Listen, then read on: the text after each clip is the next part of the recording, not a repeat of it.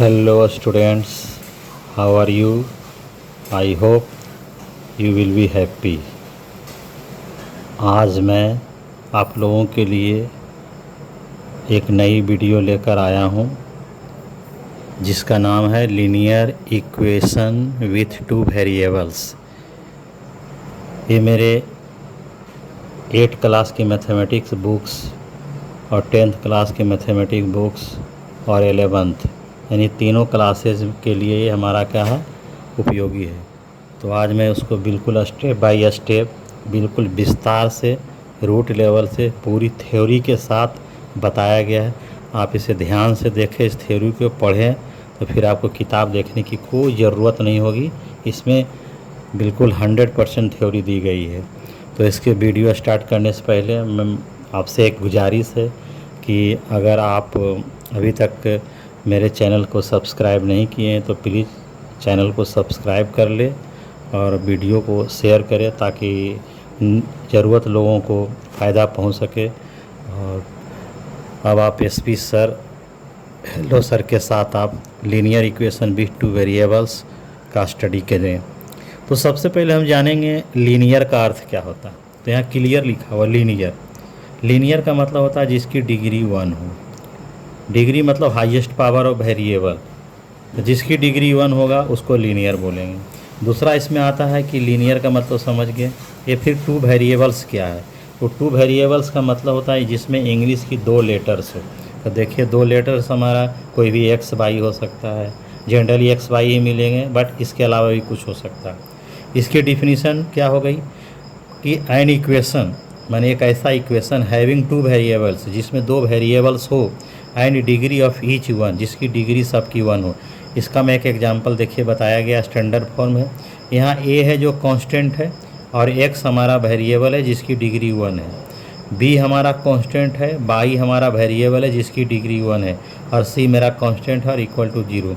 यानी 2 वेरिएबल्स हो गए और दोनों वेरिएबल का साथ एक कांस्टेंट दिया हुआ है। तो ए एक कांस्टेंट है और कांस्टेंट का वैल्यू कोई नंबर हो सकता है, यानी जिसको हम कांस्टेंट बनाएं। इसमें ए का वैल्यू चेंज होते रहेगा, बट एक्स और वाई का वैल्यू चेंज नहीं होगा। इसमें क्लियर लिखा हुआ है कि ए का वैल्यू 0 भी नहीं हो सकता है, बी का वैल्यू 0 भी नहीं हो सकता है, बट ए और बी सी सब कांस्टेंट हैं। अब सवाल उठता है कि 0 क्यों नहीं होगा। तो भाई इसलिए नहीं होगा कि अगर ए का वैल्यू 0 देंगे तो 0 मल्टीप्लाई एक्स तो हो जाएगा 0, तो एक्स ही समाप्त हो जाएगा। बाई बी का भी वैल्यू 0 दे देंगे तो बाई भी समाप्त हो जाएगा। इसका मतलब 0 देने से वेरिएबल का अस्तित्व ही समाप्त हो जाएगा। तो मेरा इक्वेशन कहलाएगा कैसे। चलिए अब हमको पढ़ना है इस चैप्टर में कि 2 वेरिएबल वाले 2 इक्वेशंस होते हैं। तो पहला इक्वेशन का एक पैटर्न मैं ले लिया हूँ, a1x b1y c1, यानी पहले में 1 1 चला गया, दूसरे में a2x b2y c2, मगर 3 और रहता तो a3x b3y c3, इस तरह से चलता रहता। अब आगे पढ़ते हैं। इसमें एक सबसे बहुत इम्पोर्टेंट बात होती है कि कोई भी इक्वेशन जिसमें 2 से अधिक वेरिएबल हो तो उसके कितने सॉल्यूशन पॉसिबल होंगे। यहाँ पर लिखा हुआ है, बहुत बोर्ड में भी बहुत बार क्वेश्चन पूछा गया ऑब्जेक्टिव में, इसलिए मैंने एक एग्जांपल से बताया कि देखिए यहाँ पर x + y = 5 है, जिसमें एक वेरिएबल 2 वेरिएबल है और एक सिंगल इक्वेशन है। इक्वेशन सिंगल है तो इसके क्या हो जाते हैं, इन्फिनिटी हो जाता है, जो होते हैं इन्फिनिटी सॉल्यूशन होते हैं। कैसे होते हैं तो देखिए इसमें y = 5 - x लिखिए, या x = 5 - y, कोई एक निकाल लीजिए। अब x का वैल्यू आप देते जाइए तो y का वैल्यू निकलता जाएगा। जैसे x का वैल्यू यहाँ 1 दिया तो 5 - 1 यहाँ 4 हो गया, 2 दिया तो 5 - 2 यहाँ 3 हो गया, तो 3 दे दिया तो मेरा क्या हो जाएगा,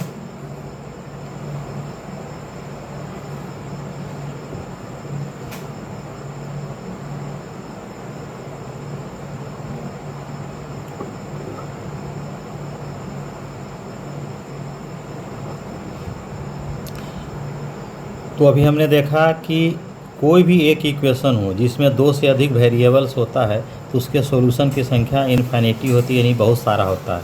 हमने x + y = 5 का एक एग्जांपल लिया है जिसमें हमने बताया कि कैसे हुआ, जिससे y = 5 - x ले लिया।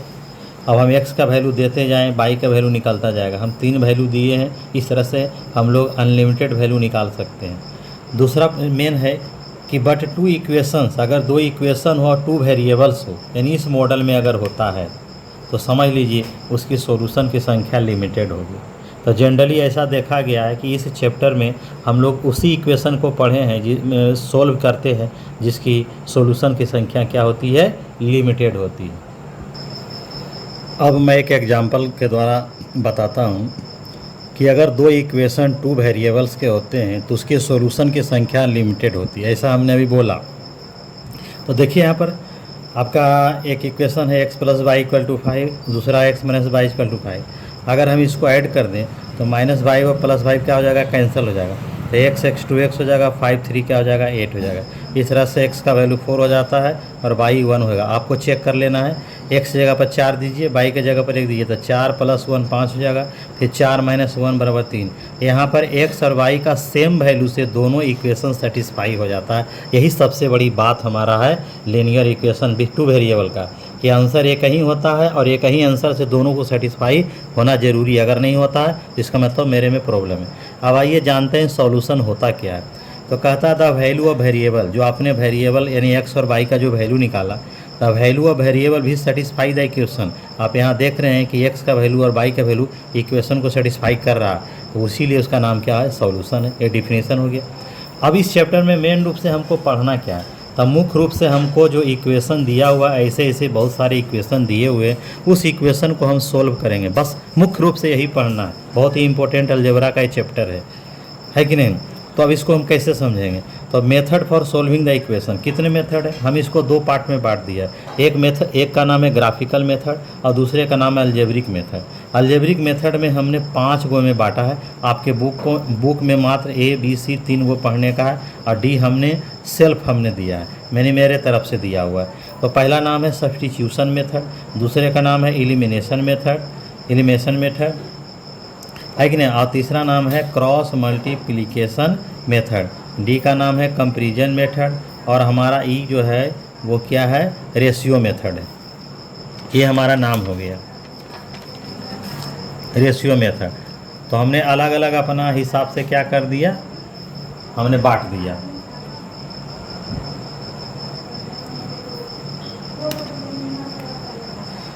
तो इस तरह से हम 5 मेथड दे चुके हैं।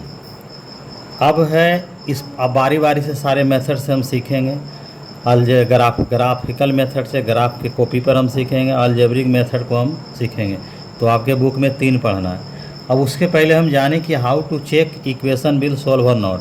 कोई भी क्वेश्चन को सोल्व करने से पहले किसी मेथड में सोल्व किए तो पहले चेक कर लिए कि उस सोल्व होने लायक है कि नहीं, और अगर सोल्व होगा तो उसका कैसा होगा, ग्राफ का नेचर कैसा होगा। तो देखिए सबसे पहला कंडीशन है जो मेन उधर हम लिखवे किए हैं।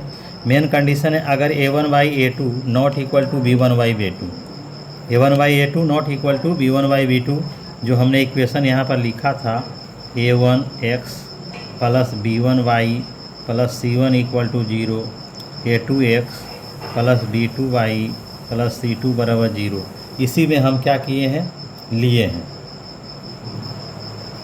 तो अब चलते हैं, जानते हैं। अब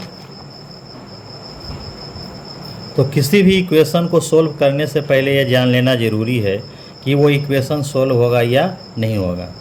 तो हमारे पास जो लीनियर इक्वेशन का फॉर्म हमारा ये दोनों है, इसी पर हमने लिया है।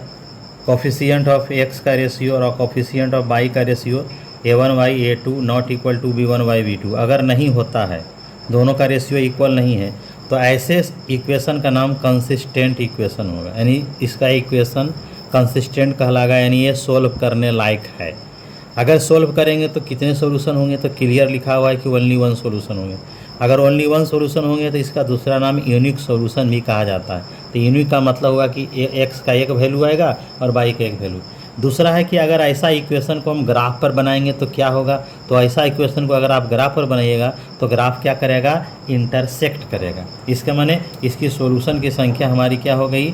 अगर कोई पूछ देगा कि भाई नंबर ऑफ सॉल्यूशन कितना होगा, तो लिखेंगे 1 होगा। ऐसा भी क्वेश्चन पूछता है कि किसी भी इक्वेशन के ग्राफ इंटरसेक्ट कर रहे हैं तो इसकी सॉल्यूशन की नंबर क्या होगा, तो मेरा क्या जवाब होगा, क्लियर, मेरा आंसर क्या हो जाएगा, 1 हो जाएगा।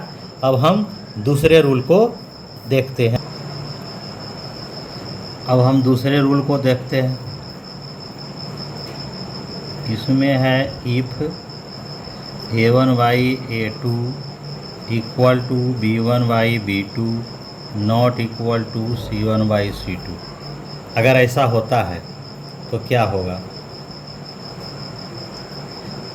तो इस ऐसे इक्वेशन को बोलते हैं इनकंसिस्टेंट इक्वेशन।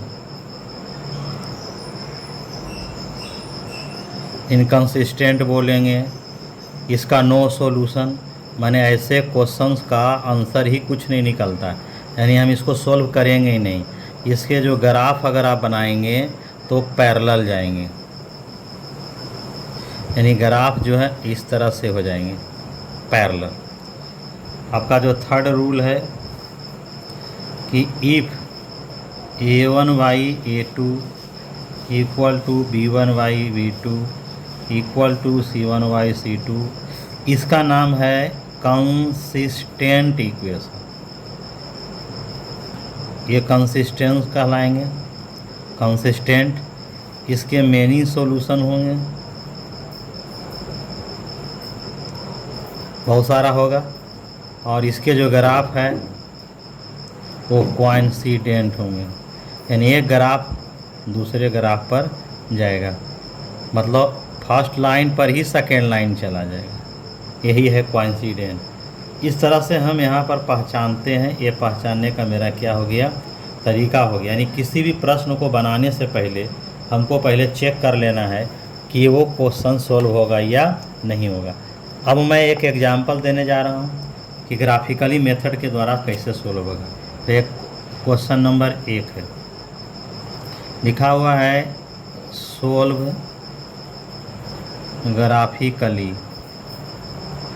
ग्राफिकली इक्वेशन आपका दिया हुआ है x + 3y = 6 और 2x - 3y = 12।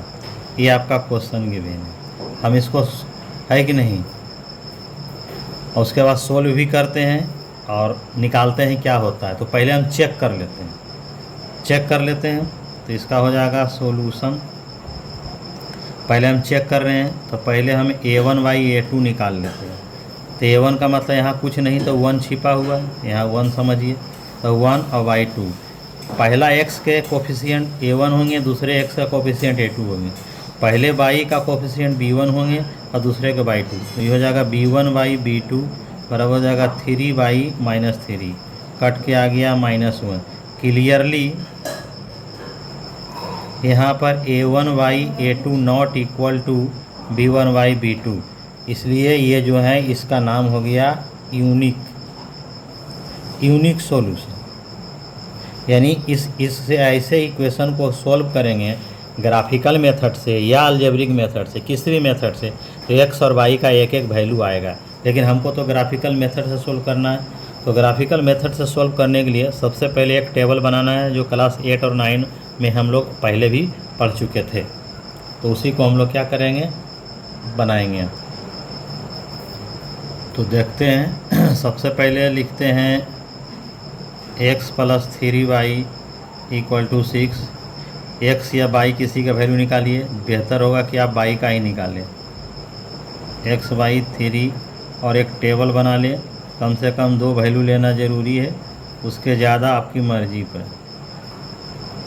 x है और y है, आपका जो इच्छा है जो वैल्यू लेना लीजिए।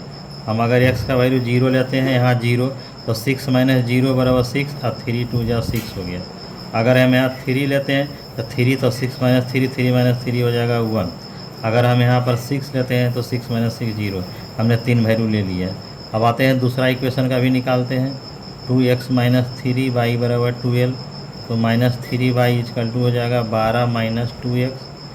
इसको हम प्लस कर देते हैं, तो y बराबर, इसको आगे पीछे हो जाएगा, प्लस करना होगा। तो अगर ये माइनस को प्लस करना है तो आगे पीछे कर दिए, डायरेक्ट हो जाएगा, उतना हिजे करने की ज़रूरत नहीं है। सिंपली आपको बनाना है x और y। अब आपको यहाँ पर 6 दे दीजिए, तो यहाँ पर 0 आ जाएगा 6 और 0 पर। और उसके बाद अगर अगर यहाँ पर हम दे देते हैं, मान लीजिए कि 3 दे देते हैं, तो 3 देंगे तो 3 दूनी 6, 12 माइनस 6 तो -2 आ जाएगा। ये -2 होगा। हम 2 ही वैल्यू लेते हैं। अब अगर हमको ग्राफ बनाना है तो आप यहाँ पर बना सकते हैं ग्राफ, आराम से बन जाएगा ग्राफ यहाँ पर। आप अपने ग्राफ पेपर पर बनाएंगे तो ये हो जाएगा 0 1 2 3 4 5 6 1 2 3 4 5 6 1 2 3 इस तरह से हो जाएगा बाई, ये होगा बाई डैश, ये हो जाएगा एक्स डैश यहाँ पर हो जाएगा -1 -2 और -3। तो पहला है 0 और 2, तो 0 और 2 यहाँ पर जाएगा, 0 और 2 वहाँ पर चला गया। फिर 3 और 1 था तो 3 1 यहाँ पर जाएगा। फिर 6 और 0 तो यहाँ पर जाएगा। इसका मतलब ये हो गया कि ये जो लाइन है वो ऐसे जाएगा, ये देखो। और यहाँ पर लिख देंगे इक्वेशन मेरा है कितना है, x + 3y = 6। अब दूसरा है 6 और 0 तो यही लिया हुआ है, 3 और -2, 3 और -2 हमारा इधर चला गया यहाँ पर। तो इसको यहाँ से इसे ज्वाइन कर देंगे, यहाँ चला जाएगा, यहाँ बढ़ा दिए। इसलिए सॉल्यूशन जो निकला मेरा कि x बराबर हो गया 6 और y बराबर 0। इस प्रकार से हम ग्राफिकल मेथड के द्वारा क्या कर लिए, सोल्व कर लिए।